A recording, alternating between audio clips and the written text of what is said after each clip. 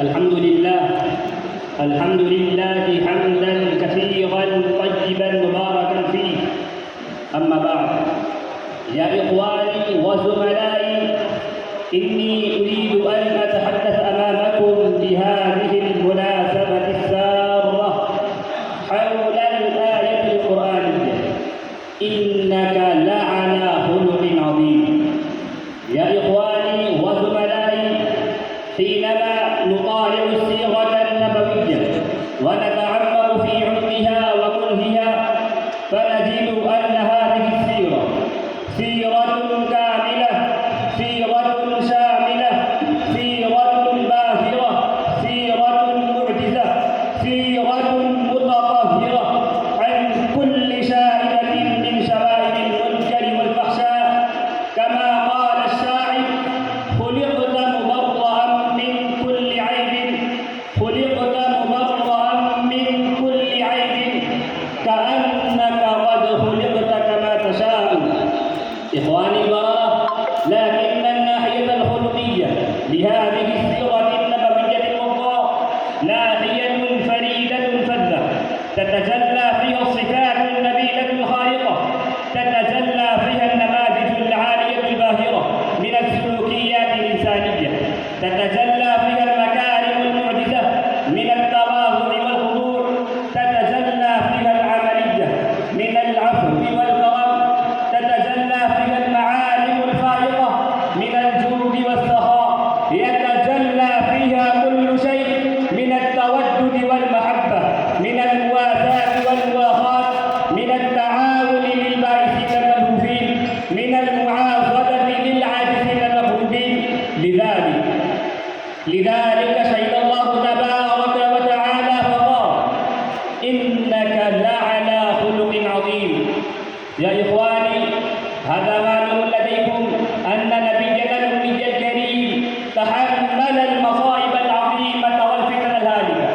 إنه واجه الشتم والسب، واجه المقاطعة والمضاربة إلى مدة مديدة في الحياة المكية التي تستغرق 13 سنوات من أعدائه اللدود والكفار والمشركين، حتى ضاق به العيش ضرعا وضاقت عليه الأرض بما رحبت، فهاجر وطنه العزيز وتحمل الفراق وغم الفراق حتى تم له النصر الإلهي وظهر له الفتح الأبلج: إنا فتحنا لك فتحا مبينا.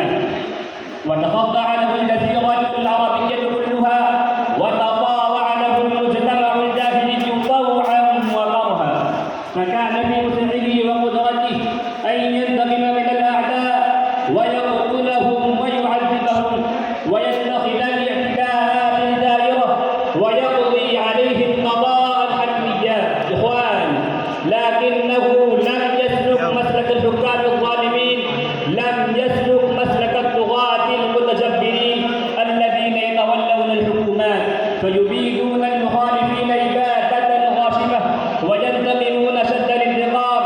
إنه لم يكن حاكما دنيويا فينهج المنهج الباغي الظالم، بل إنه كان نبيا، إنه كان رؤوفا رحيما، إنه كان أرسل رحمة للعالمين، إنه جاء لينشر التعاليم الخلقية العالية، إنه تشرف ليزيل الظلم والجور.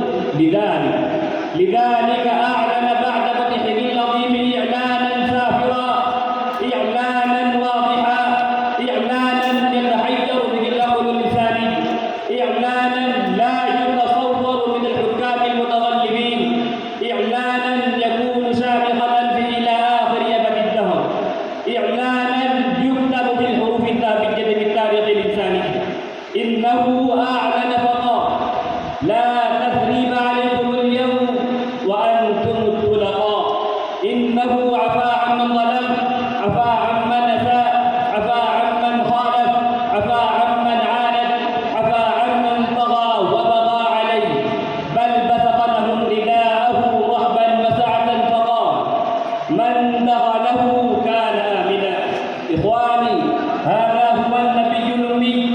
الذي بعث بدين الإسلام، فكيف هذا الدين المبين يكون دين عنف وشدة، دين شدة وغلظة، دين قتل وإرهاب، دينا يحث صاحبه على نشر الخوف ونقض الأمن؟